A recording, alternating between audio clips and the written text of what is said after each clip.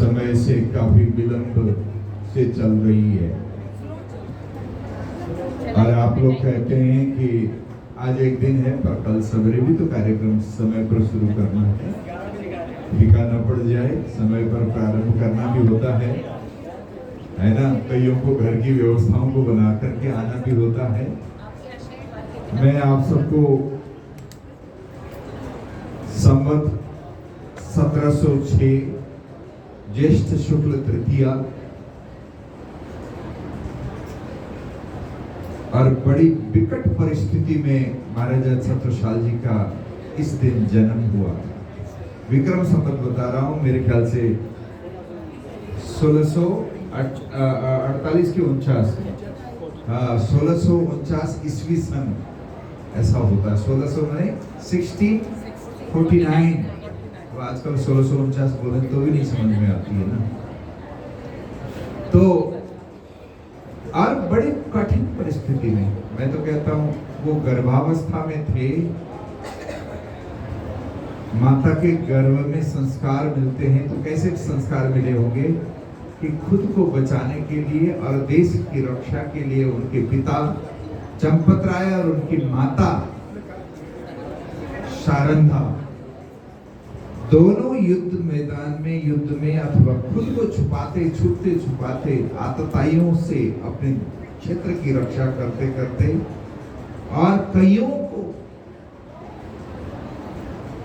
धड़ से सिर को अलग करते हुए तलवारों की खनक में उस समय बीता गर्भावस्था का।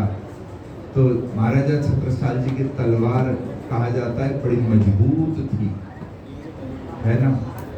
और उसके साथ साथ धार्मिकता में ओतप्रोत ये परिवार था। कहा जाता है बाल्यावस्था से ही वो धारा प्रवाह कविता बोल दिया करते थे, लिख करके नहीं। आशु कवि जिनको कहा जाता है, बहुत सत्य मतलब बहुत जल्दी कविता निर्माण करने की क्षमता उनके अंदर थी। और ऐसा कहा जाता है 10 वर्ष, 8 से 10 वर्ष की अवस्था में तो युद्ध कौशल में वो निपुण हो गए थे। ऐसे में काफी समय के पश्चात करीब 17-18 वर्ष की अवस्था में उन्हें वीर शिवाजी से मिलने का मौका मिला और शिवाजी को देख करके, शिवाजी के चरित्र को, शिवाजी के चाल व्यवहार को देख करके उन्हें भी प्रेरणा मिली कि मुझे भी किसी न किसी गुरु की आवश्यकता है। क्योंकि शिवाजी कभी भी कोई भी विशेष कार्य करना हो गुरु चरण में जाकर के नतमस्तक हुआ करते थे और उनका आशीर्वाद लेकर के कार्य क्षेत्र में जाते थे और जहां जाते थे वहां फतेह करके आते थे। छत्रसाल जी महाराज को हुआ मेरा भी गुरु की मुझे मेरे जीवन में भी आवश्यकता रहेगी, मैं भी गुरु को ढूंढूं।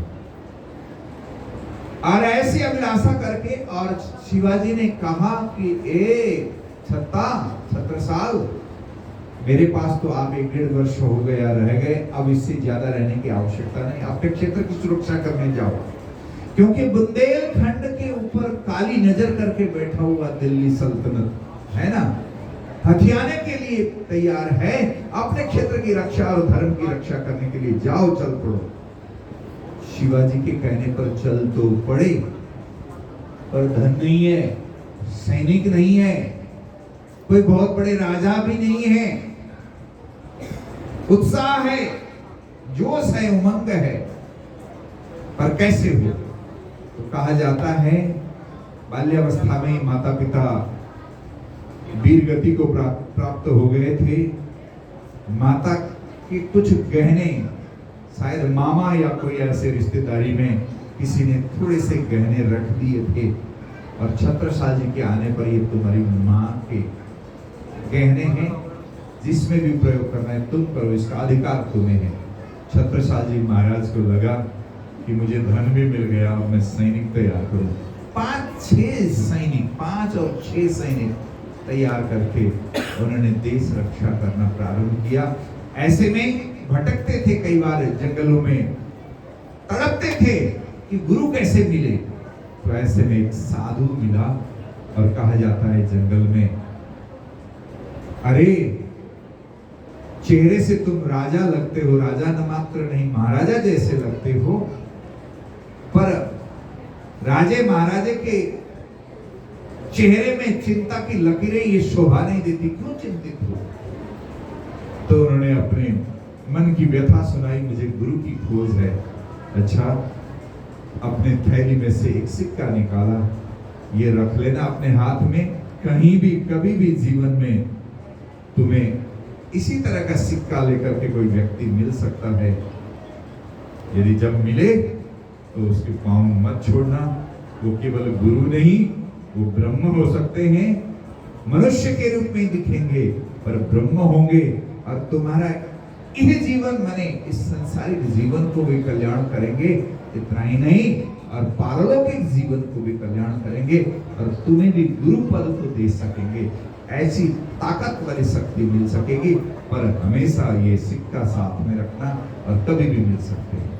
तो कहा जाता है 12 वर्ष के उपरांत महामती स्वामी श्री प्राणनाथ जी महाराज से मिलना हुआ छत्रसाल जी महाराज का। तो सिक्के पाने के बाद में तो सुंदर साथ जी, छत्रसाल जी महाराज केवल शासक नहीं, वो गुरु भी थे, और केवल शासक और गुरु मात्र नहीं, अच्छे कवि भी थे, और अच्छे संस्कार युक्त राजा महाराजा ऐशो आराम करने वाले व्यक्तियों में से नहीं थे।